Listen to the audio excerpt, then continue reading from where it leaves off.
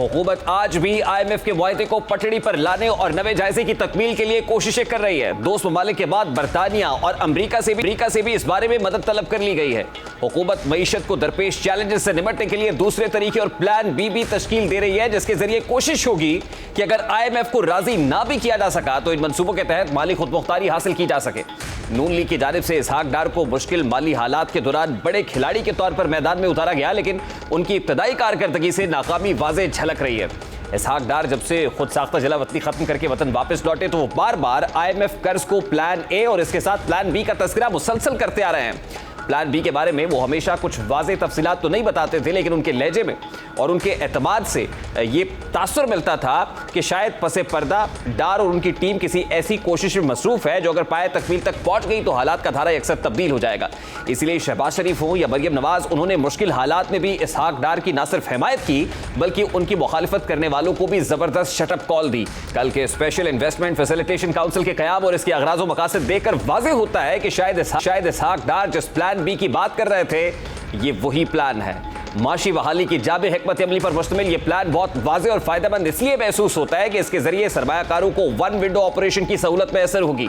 बैरून मुल्क सरमायाकारी ना होने की बड़ी वजूहात में से एक वजह यह भी थी कि सरमायाकारों को सरमायाकारी के लिए कभी एक इदारे से दूसरे इदारे के चक्कर काटने पड़ते थे और अपना पैसा लगाने के लिए भी उन्हें मुश्किल मराहिल से गुजरना पड़ता था, जिससे उनकी बददिली में इजाफा होता था। स्पेशल इन्वेस्टमेंट फैसिलिटेशन काउंसिल के नाम से बनाई गई इस खुसूसी कमेटी का मकसद दिफा, ज़राअत, मादनियात, IT और तवानाई के शोबों में गल्फ कोऑपरेशन काउंसिल यानी खलीजी ममालिक से सरमायाकारी के अमल को बेहतर बनाना है। ये मंसूबे एक ऐसे वक्त में सामने आए हैं जब पाकिस्तान शदीद माशी बहरान का सामना कर रहा है और IMF प्रोग्राम की बहाली के मादूम होते इम्कानात की वजह से मुल्क के दिवालिया होने के खदशात बढ़ रहे हैं, जबकि दूसरी जानिब मुल्क में सियासी बहरान भी थमने का नाम नहीं ले रहा। वज़ीर आज़म ने इस काउंसिल के तहत 3 मुख्तलिफ कमेटियां भी तश्कील दे दी है, जिनमें अवलीन एपेक्स कमेटी की सरबराही शहबाज शरीफ खुद करेंगे, जबकि army chief general Asim Munir को खुसूसी दावत पर इसका हिस्सा बनाया गया है। एपेक्स कमेटी के बाद एग्जीक्यूटिव कमेटी बनाई गई है, जिसमें वफाकी वज़रा बराए दिफा, IT, तवानाई के अलावा वज़राए मुमलिकत बराए पेट्रोलियम और उमूर ख़जाना शामिल होंगे।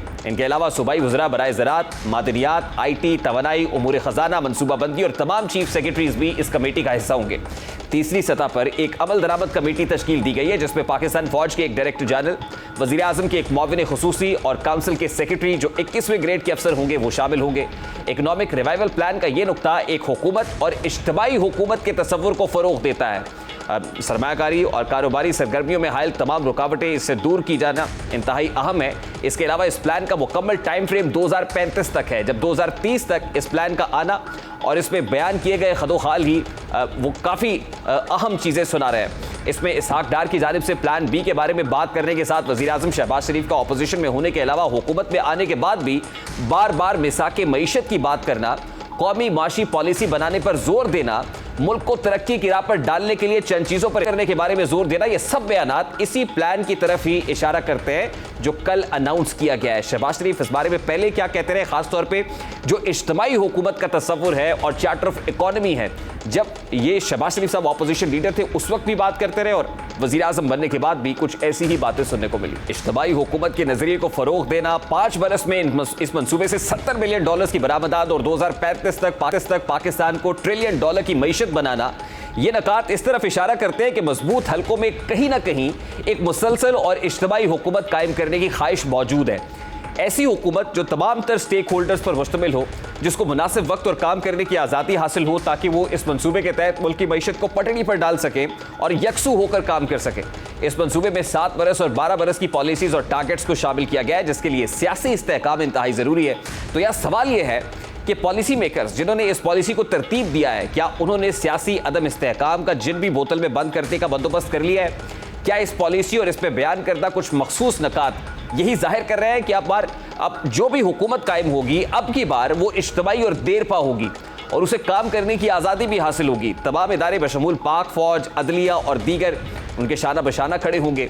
गुज़श्ता रोज़ जब इस प्लान को अनाउंस किया गया, माहिरीन कुछ सवालात भी उठा रहे हैं और पूछते दिखाई देते हैं कि क्या ये मंसूबा सियासी नारे से बढ़कर है? क्या ये काउंसिल सियासतदानों, जजेस, अवाम और रियासत के माबैन अमन की वो सूरत हाल कायम कर पाएगी जिसकी वजह से वो इस्तेहकाम पैदा हो सके जिसके लिए गैर मुल्की सरमायाकार ख्वाहिशमंद हैं? और इस मंसूबे को कामयाबी से इम्कनार करने के लिए दोस्त ममालिक ने कुछ कमिटमेंट्स भी की हैं, या ये हवा में तीर चलाने के मुतरादिफ है? माहिरीन के सवालों और एतराज़ात का जवाब देते हुए वफाकी वज़ीर बराए पेट्रोलियम मुसद्दिक मलिक गुज़श्ता रोज़ थे कि इस काउंसिल की तश्कील से पहले ही चंद ममालिक पाकिस्तान में 20 से 25 अरब डॉलर्स की खतीर सरमायाकारी का वादा कर चुके हैं। ये प्लान सुनने में तो भला मालूम होता है, अच्छा लग रहा है, लेकिन कितना काबिल अमल है और हुकूमत कितनी यकसुई के साथ इस पर अमल दरामद करने के लिए जो है वो बेहतर दिखाई दे रही है, क्योंकि ऑब्वियसली इंटरिम सेटअप भी आना है, हुकूमत का खात्मा भी अगस्त में असम्बलीज को डिसॉल्व भी होना है, तो ये कैसे हो पाएगा? हुकूमत आज भी IMF के मुआहदे को पटड़ी पर लाने और नए जायजे की तकमील के लिए कोशिशें कर रही है। दोस्त ममालिक के बाद बरतानिया और अमरीका से भी इस बारे में मदद तलब कर ली गई है। हुकूमत मईशत को दरपेश चैलेंजेस से निपटने के लिए दूसरे तरीके और प्लान बी भी तश्कील दे रही है, जिसके जरिए कोशिश होगी कि अगर IMF को राजी ना भी किया जा सका तो इन मंसूबों के तहत माली खुदमुख्तारी हासिल की जा सके। नून लीग की जानिब से इसहाक डार को मुश्किल माली हालात के दौरान बड़े खिलाड़ी के तौर पर मैदान में उतारा गया, लेकिन उनकी इब्तदाई कारकर्दगी से नाकामी वाज़ेह झलक रही है। इसहाक डार जब से खुद साख्ता जला वतनी खत्म करके वतन वापस लौटे तो वो बार बार IMF कर्ज को प्लान ए और इसके साथ प्लान बी का तस्करा मुसलसल करते आ रहे हैं। प्लान बी के बारे में वो हमेशा कुछ वाज़ेह तफसीलात तो नहीं बताते थे, लेकिन उनके लहजे में और उनके एतमाद से ये तासुर मिलता था कि शायद पसे पर्दा डार और उनकी टीम किसी ऐसी कोशिश में मसरूफ है जो अगर पाए तकमील तक पहुंच गई तो हालात का धारा यकसर तब्दील हो जाएगा। इसलिए शहबाज शरीफ हो या मरियम नवाज, उन्होंने मुश्किल हालात में भी इसहाक डार की न सिर्फ हिमायत की बल्कि उनकी मुखालिफत करने वालों को भी जबरदस्त शटअप कॉल दी। कल के स्पेशल इन्वेस्टमेंट फैसिलिटेशन काउंसिल के क़याम और इसके अगराज व मकासद देखकर वाज़ेह होता है कि शायद इसहाक डार जिस प्लान बी की बात कर रहे थे ये वही प्लान है। माशी बहाली की जाबे हिकमत अमली पर मुश्तमिल ये प्लान बहुत वाज़ेह और फायदेमंद इसलिए महसूस होता है कि इसके जरिए सरमायाकारों को वन विंडो ऑपरेशन की सहूलत मैसर होगी। बैरून मुल्क सरमायाकारी ना होने की बड़ी वजूहात में से एक वजह यह भी थी कि सरमायाकारों को सरमायाकारी के लिए कभी एक इदारे से दूसरे इदारे के चक्कर काटने पड़ते थे और अपना पैसा लगाने के लिए भी उन्हें मुश्किल मराहिल से गुजरना पड़ता था, जिससे उनकी बददिली में इजाफा होता था। स्पेशल इन्वेस्टमेंट फैसिलिटेशन काउंसिल के नाम से बनाई गई इस खुसूसी कमेटी का मकसद दिफा, ज़राअत, मादनियात, IT और तवानाई के शोबों में गल्फ कोऑपरेशन काउंसिल यानी खलीजी ममालिक से सरमायाकारी के अमल को बेहतर बनाना है। ये मंसूबे एक ऐसे वक्त में सामने आए हैं जब पाकिस्तान शदीद माशी बहरान का सामना कर रहा है और IMF प्रोग्राम की बहाली के मादूम होते इम्कानात की वजह से मुल्क के दिवालिया होने के खदशात बढ़ रहे हैं, जबकि दूसरी जानिब मुल्क में सियासी बहरान भी थमने का नाम नहीं ले रहा। वज़ीर आज़म ने इस काउंसिल के तहत 3 मुख्तलिफ कमेटियां भी तश्कील दे दी है, जिनमें अवलीन एपेक्स कमेटी की सरबराही शहबाज शरीफ खुद करेंगे, जबकि army chief general Asim Munir को खुसूसी दावत पर इसका हिस्सा बनाया गया है। एपेक्स कमेटी के बाद एग्जीक्यूटिव कमेटी बनाई गई है, जिसमें वफाकी वज़रा बराए दिफा, IT, तवानाई के अलावा वज़राए मुमलिकत बराए पेट्रोलियम और उमूर ख़जाना शामिल होंगे। इनके अलावा सूबाई वज़रा बराए ज़राअत, मादनियात, IT, तवानाई, उमूर ख़जाना, मनसूबाबंदी और तमाम चीफ सेक्रेटरीज भी इस कमेटी का हिस्सा होंगे। तीसरी सतह पर एक अमल दरामद कमेटी तश्कील दी गई है, जिसमें पाकिस्तान फौज के एक डायरेक्टर जनरल, वज़ीर आज़म के एक मुआविन खुसूसी और काउंसिल के सेक्रेटरी जो 21वें ग्रेड के अफसर होंगे वो शामिल होंगे। इकनॉमिक रिवाइवल प्लान का ये नुकता एक हुकूमत और इज्तिमाई हुकूमत के तसव्वुर को फ़रोग़ देता है।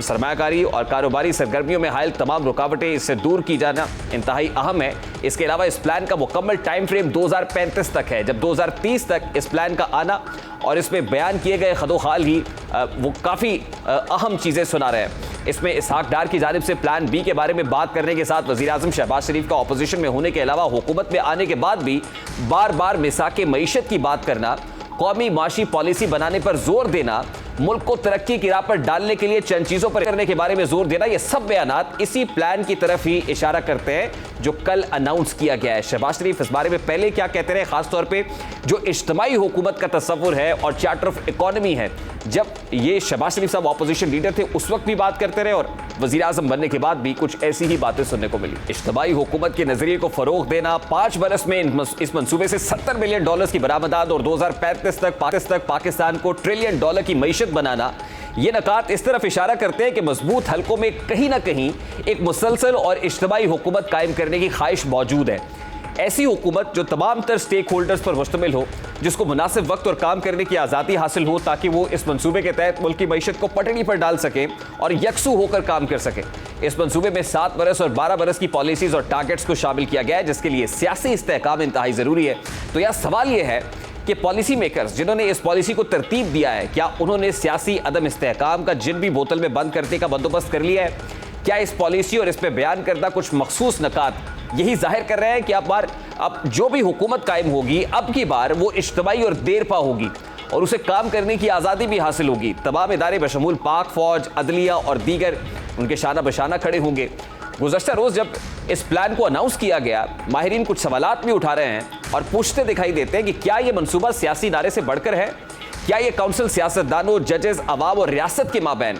अमन की वो सूरत हाल कायम कर पाएगी जिसकी वजह से वो इस्तेहकाम पैदा हो सके जिसके लिए गैर मुल्की सरमायाकार ख्वाहिशमंद हैं? और इस मंसूबे को कामयाबी से इम्कनार करने के लिए दोस्त ममालिक ने कुछ कमिटमेंट्स भी की हैं या ये हवा में तीर चलाने के मुतरादिफ है? माहिरीन के सवालों और एतराज़ात का जवाब देते हुए वफाकी वज़ीर बराए पेट्रोलियम मुसद्दिक मलिक गुज़श्ता रोज़ थे कि इस काउंसिल की तश्कील से पहले ही चंद ममालिक पाकिस्तान में 20 से 25 अरब डॉलर्स की खतीर सरमायाकारी का वादा कर चुके हैं। ये प्लान सुनने में तो भला मालूम होता है, अच्छा लग रहा है, लेकिन कितना काबिल अमल है और हुकूमत कितनी यकसुई के साथ इस पर अमल दरामद करने के लिए जो है वो बेहतर दिखाई दे रही है, क्योंकि ऑब्वियसली इंटरिम सेटअप भी आना है, हुकूमत का खात्मा भी, अगस्त में असम्बली इसको डिसॉल्व भी होना है, तो ये कैसे हो पाएगा?